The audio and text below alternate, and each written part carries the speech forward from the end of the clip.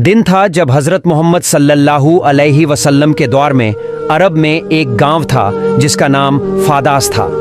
इस गांव में रोकाना नाम का एक मशहूर पहलवान रहता था जो बहुत ताकतवर और बड़े शरीर वाला था। उस जमाने में रोकाना को सबसे शक्तिशाली इंसान माना जाता था क्योंकि कुश्ती में कोई भी उसके सामने टिक नहीं पाता था। हर मुकाबले में लोग उसकी ताकत के आगे हार मान लेते थे। उसकी बहादुरी और ताकत के चर्चे हर तरफ थे। एक दिन रोकाना अपने गांव के कुछ लोगों के साथ कुश्ती को लेकर बातचीत कर रहा था। तभी वहां एक अजनबी आया।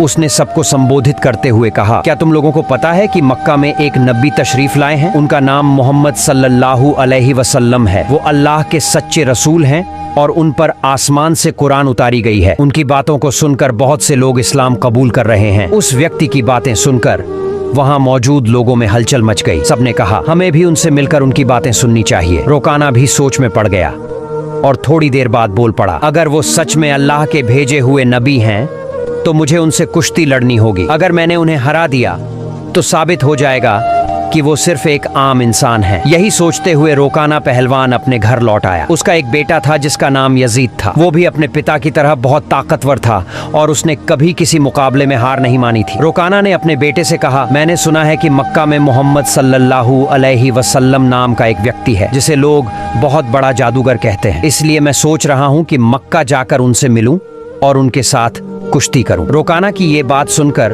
उसका बेटा यजीद बोला, बाबा मैं भी आपके साथ मक्का जाऊंगा। मैं भी देखना चाहता हूं कि वो वाकई में कौन है। कुछ दिनों बाद रोकाना और उसका बेटा यजीद मोहम्मद सल्लल्लाहु अलैहि वसल्लम से मिलने के लिए मक्का की ओर रवाना हो गए। लंबा सफर तय करने के बाद तपते रेगिस्तान को पार करके वे आखिरकार मक्का पहुंच गए। लेकिन मक्का पहुंचते ही रोकाना ने महसूस किया कि उसके दिल में एक अजीब सी शांति समा गई है। उसे ये भी महसूस हुआ कि मक्का के लोगों के चेहरे पर एक अलग ही रौनक है। ऐसा लग रहा था जैसे इस शहर का माहौल किसी अल्लाह की रहमत से महक रहा हो। मक्का की फिजा देखकर रोकाना ने अपने बेटे से कहा, बेटा यजीद, मुझे लगता है कि ये जगह बहुत खास है।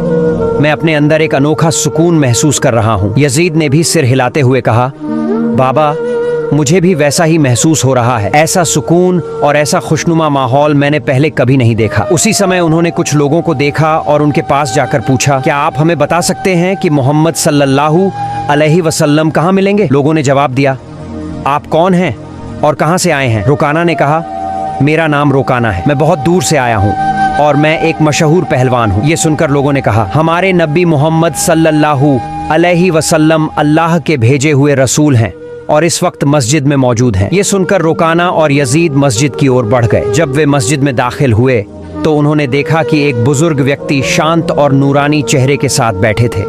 उनके चेहरे पर एक ऐसी मुस्कान थी जो दिल को सुकून देने वाली थी। ऐसा लग रहा था जैसे वो सभी का स्वागत कर रहे हों। रोकाना ने ध्यान से देखा और समझ गया कि यही वही व्यक्ति हैं जिनके बारे में उसने सुना था। वह उनके पास गया और आदर के साथ सलाम करते हुए बोला, हे मोहम्मद, क्या आप वही व्यक्ति हैं जिनके बारे में लोगों से सुना है? लोग कहते हैं कि आप अल्लाह के भेजे हुए रसूल हैं। मोहम्मद सल्लल्लाहु अलैहि वसल्लम ने बड़े ही नर्म लहजे में जवाब दिया, वालेकुम अस्सलाम। हाँ, तुमने सही सुना है, लेकिन तुम कौन हो और कहां से आए हो? रोकाना ने गर्व से कहा, मैं बहुत दूर से आपकी तलाश में आया हूं। मेरा नाम रोकाना है और मैं इस दौर का सबसे ताकतवर पहलवान हूँ। अब तक मैंने कभी किसी कुश्ती में हार नहीं मानी। रसूल पाक सल्लल्लाहु अलैहि वसल्लम ने मुस्कुराते हुए कहा, रोकाना पहले बैठो, फिर हम बातें करेंगे। रोकाना सोचने लगा कि यह शख्स आखिर मुझसे क्या बात करना चाहते हैं। तभी मोहम्मद सल्लल्लाहु अलैहि वसल्लम ने बड़ी ही नरमी से कहा, रोकाना अल्लाह से डरो। तुम्हारे जिस्म में जो ताकत है वह उसी अल्लाह ने दी है जिसने तुम्हें इतना बड़ा पहलवान बनाया है। उसी महान अल्लाह के आगे सिर झुकाओ, उसी पर ईमान लाओ और मुझे उसका रसूल मानो। रोकाना ने हैरानी से कहा, हे मोहम्मद, आप क्या कह रहे हैं? मैं यहाँ सिर्फ कुश्ती लड़ने आया हूँ। मैंने सुना है कि आप अल्लाह के भेजे हुए रसूल हैं और आपके पास कोई खास ताकत है। इसी वजह से मैंने सोचा कि मैं आपके साथ कुश्ती करूँ। लेकिन आप तो मुझे इस्लाम अपनाने की बात कर रहे हैं। दयालु नबी मोहम्मद सल्लल्लाहु अलैहि वसल्लम ने नरमी से कहा, रोकाना, तुम मेरे साथ कुश्ती लड़ना चाहते हो, लेकिन यह मेरा काम नहीं है। कुश्ती लड़ना पहलवानों का काम है।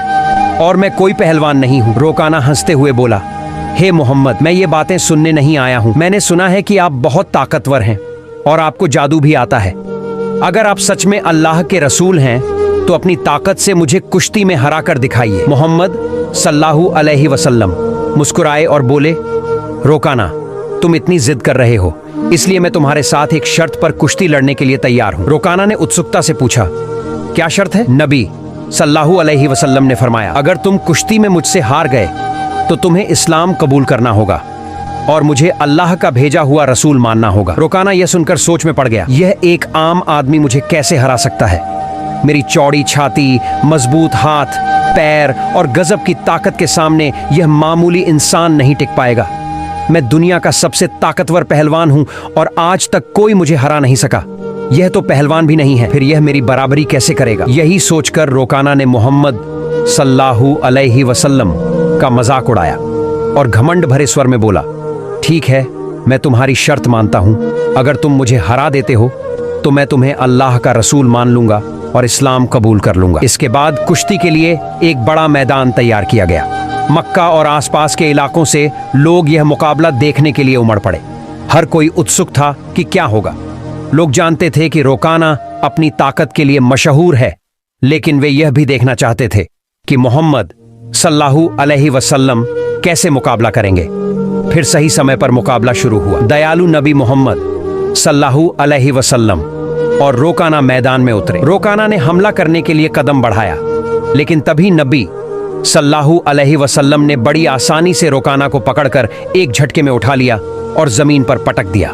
रोकाना को यकीन ही नहीं हुआ कि वह इतनी आसानी से गिर गया। उसने खुद को संभालने की कोशिश की, लेकिन उसने महसूस किया कि उसकी आधी ताकत खत्म हो चुकी थी। रसूल सल्लल्लाहु अलैहि वसल्लम ने मुस्कुराते हुए कहा, हे रोकाना, तुम हार चुके हो। अब भी क्या तुम मुकाबला जारी रखना चाहते हो? क्यों नहीं अपनी हार मान लेते और इस्लाम कबूल कर लेते? लेकिन घमंडी रोकाना ने कहा, नहीं, यह सिर्फ एक संयोग था, मुझे एक और मौका दो, इस बार मैं तुम्हें हरा दूंगा। रसूल सल्लल्लाहु अलैहि वसल्लम ने कहा, ठीक है, मैं तुम्हें एक और मौका देता हूं, लेकिन अगर इस बार भी तुम हार गए तो तुम्हें अपनी हार माननी होगी और इस्लाम कबूल करना होगा। लोगों की निगाहें फिर से मुकाबले पर जम गईं। रोकाना ने इस बार पूरी ताकत लगा दी और हर कोशिश की कि वह किसी भी हाल में नबी सल्लल्लाहु अलैहि वसल्लम को हरा दे।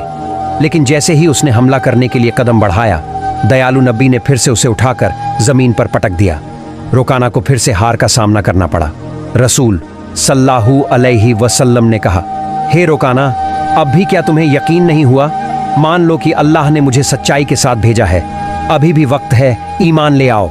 लेकिन रोकाना का अहंकार उसे हार मानने नहीं दे रहा था। रोकाना अपने मन में सोच रहा था, मैंने तो कभी किसी से कुश्ती में हार नहीं मानी, फिर यह कैसे हो सकता है कि मैं किसी ऐसे इंसान से हार जाऊं जो पहलवान भी नहीं है। इसलिए उसने फिर से नबी सल्लल्लाहु अलैहि वसल्लम से कहा, मुझे एक आखिरी मौका दो। हमारे नबी तो रहमतुल आलमीन, सबके लिए दया का स्रोत है। उन्होंने फिर से उसे मौका दिया। तीसरी बार मुकाबला शुरू हुआ। इस बार रोकाना ने अपनी पूरी ताकत लगा दी, लेकिन जैसे ही उसने हमला करने के लिए कदम बढ़ाया, नबी सल्लल्लाहु अलैहि वसल्लम ने फिर से उसे उठाकर जमीन पर पटक दिया। अब रोकाना उठने की कोशिश कर रहा था, लेकिन उसकी ताकत खत्म हो चुकी थी।